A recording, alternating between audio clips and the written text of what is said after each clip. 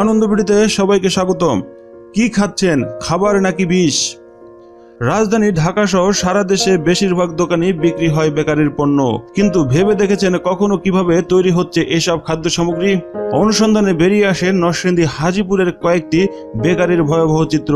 প্রথমে ভিতরে ঢুকতে বাধা দেওয়া হলো, পরে ভিতরে গিয়ে দেখা যায় পোড়া তেল দিয়ে নোংরা পরিবেশে তৈরি করা হচ্ছে চানাচুর, মিষ্টি, মোরালি, সিঙ্গারা, লাড্ডু ও বিস্কুট সহ বিভিন্ন খাদ্য সামগ্রী।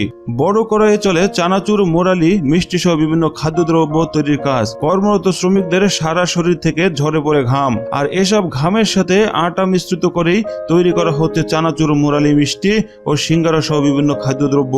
তারপর এগুলো প্যাকিং করে ভ্যানের মাধ্যমে ছড়িয়ে দেওয়া হয় দোকানে দোকানে। আর এসব খাদ্য সামগ্রী ক্রয় করে কঠিন ও জটিল রোগে ভুগছেন সাধারণ জনগণ। বিএসটিআই এর অনুমোদন আছে কিনা জানতে চাইলে কোনো উত্তর দিতে পারেনি কারখানার মালিক, আর প্রশাসনকে ম্যানেজ করেই বেকারিতে এসব খাদ্য সামগ্রী তৈরি করা হচ্ছে বলে জানায়।